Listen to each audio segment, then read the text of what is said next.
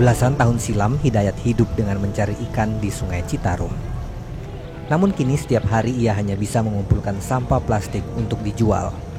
Sungai yang sudah menjadi bagian hidup Hidayat dan keluarga selama puluhan tahun tak seperti dulu lagi. Sumber air bersih dan juga tempat mereka mencari makan.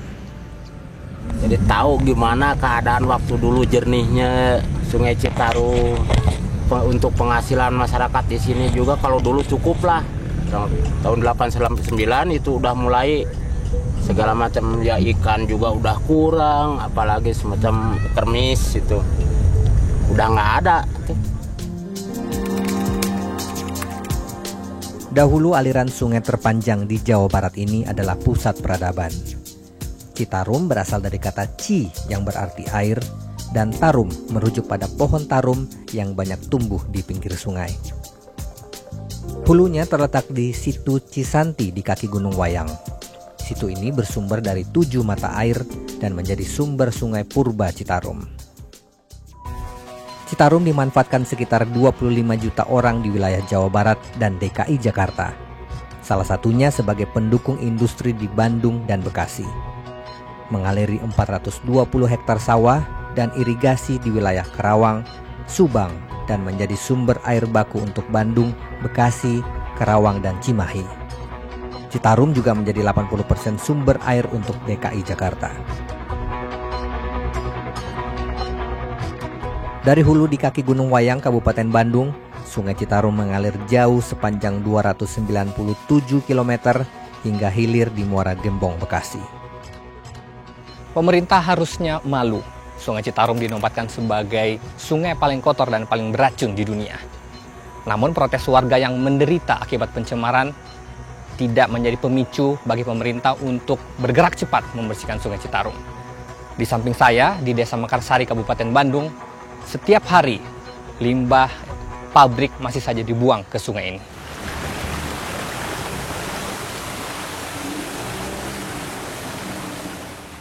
Kualitas air Sungai Citarum semakin buruk karena sudah sekian lama pabrik-pabrik membuang begitu saja limbah berbahaya ke sungai. Aliran Citarum di Kecamatan Majalaya, Kabupaten Bandung adalah yang terparah tercemar limbah pabrik tekstil. Ditemani Fatoni, anggota LSM Elemen Lingkungan atau Elingan, saya menuju pembuangan awal limbah. Merah banget, Pak. Ini awal dari beberapa pabrik juga sebetulnya ini. Barat, yang dari timur. Jadi dia bergabung di sini awal. Dari kira-kira ada berapa pabrik, Pak, yang buang sini, Pak? 3-4 ke sini. 3-4. Nah, dari sini nanti arahnya kemana nih, Pak? Arahnya ke nanti kita bisa lihat di Muara di ke sana. Oh, Muara. Pak, saya mau coba ambil ini, Pak, sampel, Pak. Buangan limbahnya masih cukup panas. Karena itu kelihatan agak berasap di sini. Nah, ini dia sampel yang akan saya bawa untuk diuji.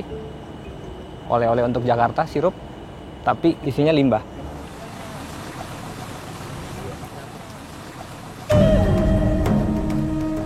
Dari tempat ini limbah dialirkan ke Sungai Citarum yang berjarak 3 km.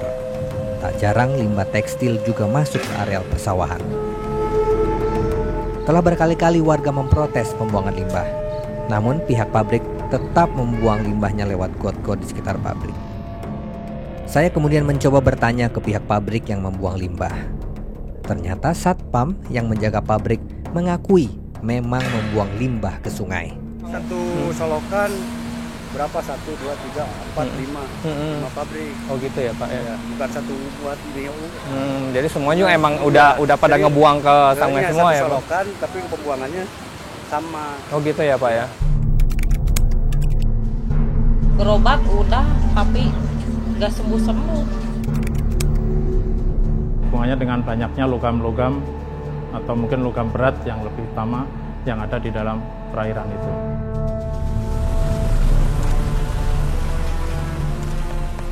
Limbah berbagai warna yang dibuang sejumlah pabrik menjadi satu dan kemudian bermuara di Sungai Citarum. Tiap hari nih kayak gini, dan ini warnanya bisa berubah-ubah. Berubah, tergantung lagi proses. Pak, saya mau coba turun ambil sampel ya, Pak. Ya, silakan.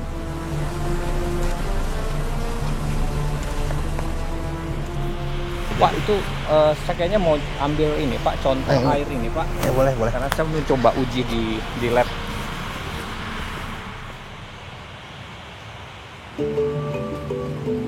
Warga Kampung Cewalengke, Kecamatan Majalaya merasakan betul dampak akibat kualitas Sungai Citarum yang buruk. Namun, mereka tak ada pilihan selain menggunakan air yang sudah tercemar sebagai satu-satunya sumber air. Pada 2010, ratusan warga Kampung Cewalengke menderita gatal-gatal akibat menggunakan air Citarum. Dari hasil pemeriksaan laboratorium, air Citarum di kawasan ini tak hanya menyebabkan penyakit kulit, tapi juga mengandung bakteri coli yang tinggi. Nur hanyalah salah satu dari sekian banyak warga Cewalengke yang menderita akibat menggunakan air Sungai Citarum. Telah berbulan-bulan ia menderita gatal tak kunjung sembuh. Pakai air dari mana Teh? Dari sumur, ambil dari sungai depan. Nah, sejauh ini pakai air ini keluhannya apa Teh? Terasa itu gatal-gatal sama badan teh. Berobat udah tapi gak sembuh-sembuh. Nah, ini kan udah gatal-gatal tapi tetap pakai juga tetap air Ya, ini. habis dari mana lagi? Cuma ini airnya.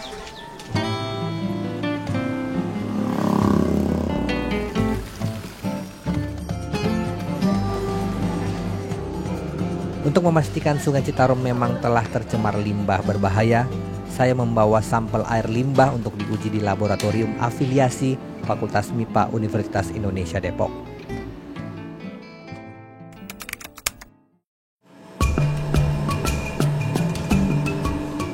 Petugas laboratorium menguji sampel limbah yang saya ambil dari Majalaya, Kabupaten Bandung dengan 4 parameter, yakni COD, TSS, analisis krom, dan pH.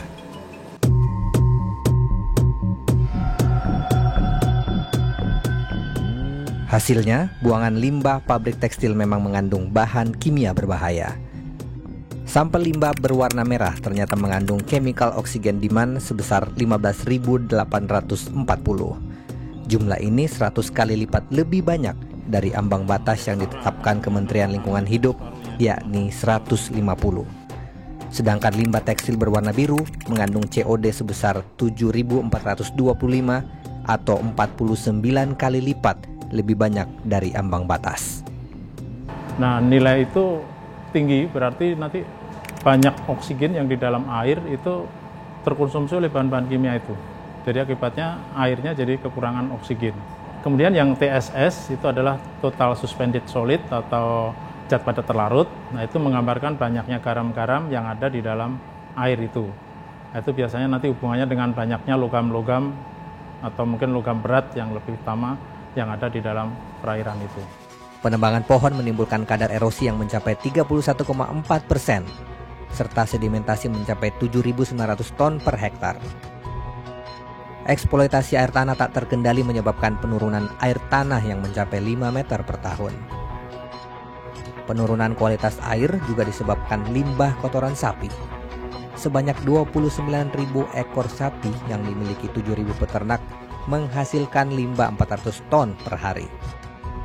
Sungai Citarum semakin parah karena sejumlah industri di Kabupaten Bandung membuang limbah sebanyak 280 ton per hari. Hanya sebagian kecil saja yang mengoperasikan instalasi pengolahan limbah. Penyebab lainnya yaitu pencemaran limbah rumah tangga. Pada 2010, Huffington Post merilis daftar 9 tempat terkotor di dunia. Sungai Citarum masuk sebagai sungai paling tercemar di dunia. Situs Mother Nature Network juga menempatkan Citarum ke dalam daftar 15 tempat paling beracun di dunia. Dengan status tercemar berat dan kualitas air yang sangat rendah, Citarum tak lagi berfungsi sebagai sumber mata air yang dapat dimanfaatkan untuk kebutuhan sehari-hari. Sungai Citarum tak lagi bening dan indah. Dari hulu, kotoran ternak, sampah rumah tangga, dan limbah pabrik mengalir sampai jauh.